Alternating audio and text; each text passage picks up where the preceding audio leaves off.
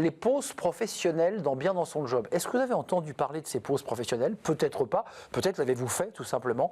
On en parle avec Mehdi Ramdani. Bonjour Mehdi. Bonjour. Ravi de vous accueillir, rédacteur en chef LinkedIn Actualité. Vous savez, sur les petits rectangles d'actu que vous regardez, je pense que vous êtes très friand, moi je le suis en tout cas, du digest de l'actualité, c'est orange. Donc on le distingue bien sur la page, sur la homepage. Et au sein du baromètre, et à l'intérieur de ce baromètre de l'emploi LinkedIn Actualité d'octobre 2024, il y avait un élément un peu original sur la pause professionnelle. D'abord, qu'est-ce que c'est? Quelle définition vous donnez à la pause professionnelle? Oui, alors une pause professionnelle, c'est une interruption dans la carrière, donc qui peut durer quelques mois, voire plus. Mais voilà, la vraiment définition, c'est une interruption dans la carrière, et la spécificité, c'est que depuis 2022, on permet en fait aux membres de LinkedIn d'afficher ces pauses professionnelles sur leur profil. Voilà un petit peu la particularité. Voilà les datas, les données que nous avons étudiées. Alors, pour se le dire en creux, auparavant, quand on faisait son CV sur LinkedIn ou son CV à la main, on gommait ses pauses professionnelles parce qu'on se disait « Oh là là là, j'ai été 2 ans à l'étranger pour découvrir le monde, ça passera jamais ».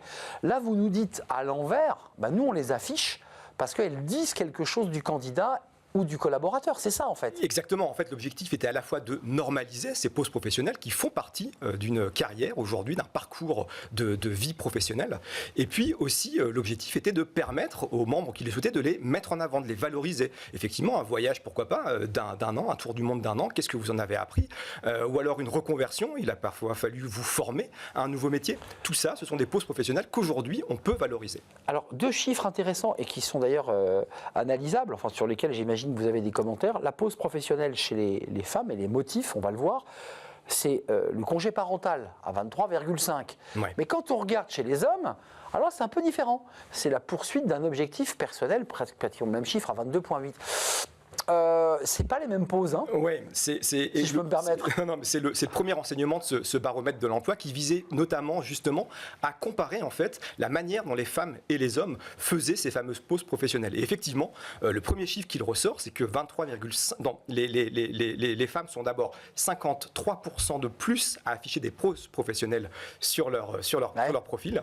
Donc ça, c'est une vraie différence d'une part. Et donc ce qui montre qu'effectivement, elles font davantage de pauses dans leur carrière, Oui. Ce qui traduit... Par la force des choses, j'ai envie de dire.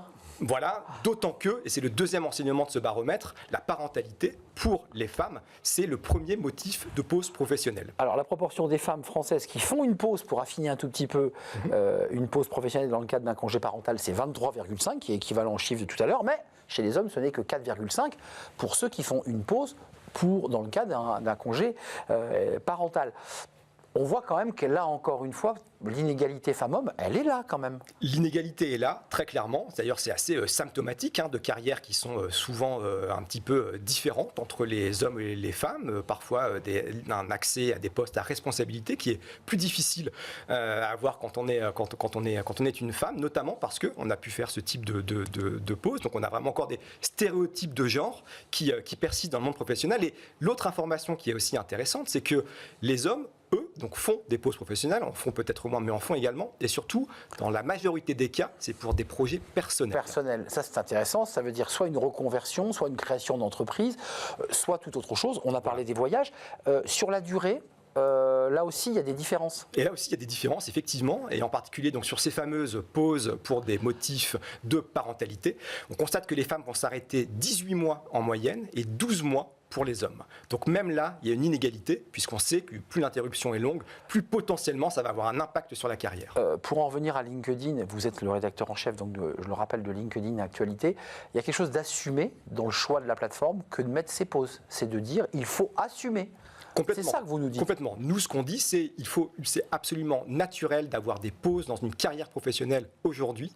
N'en ayez pas honte. N'en ayez pas honte, et surtout, essayez de les valoriser. Qu'est-ce que vous avez pu en retenir, en apprendre, qu'est-ce que ça vous a permis d'accomplir? Parce que ça, pour le coup, pour des employeurs, c'est des recruteurs, c'est tout à fait pertinent et ça peut être complètement valorisé. Alors, pour terminer, dans l'étude, on a une photographie mondiale, c'est-à-dire que les femmes en Europe, au Moyen-Orient, sont 33% plus nombreuses à déclarer une pause contre 21% seulement en Asie-Pacifique. C'est assez intéressant. Là, on reste sur la population féminine. Complètement. Il y a des différences continentales. Il y a clairement des différences aussi qui sont liées aux dispositifs sociaux, politiques, politiques qui peuvent être en place dans certains, et culturels aussi d'ailleurs, qui peuvent être en place dans certains pays. Donc oui, complètement.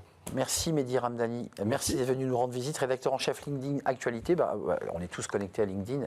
Notre émission est beaucoup vue sur les réseaux sociaux et sur LinkedIn. Et puis l'actualité, c'est plutôt un bon digest quand on n'a pas le temps de regarder l'actualité. Allez sur l'actualité LinkedIn. Merci de nous avoir rendu visite et allez jeter un œil sur ce baromètre. Il est toujours d'actualité du 30 octobre 2024.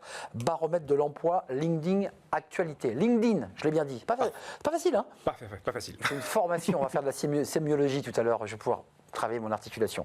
Merci de nous avoir rendu visite. On tourne une page, on parle des reprises d'entreprises ici sur le bassin d'emploi d'Île-de-France. Des milliers d'entreprises sont à reprendre. Beaucoup d'entrepreneurs vont céder ou vont partir en retraite. Comment faire? Eh bien, pour ne pas perdre l'emploi, pour ne pas perdre en compétitivité, on en parle avec mes invités et c'est le Cercle RH.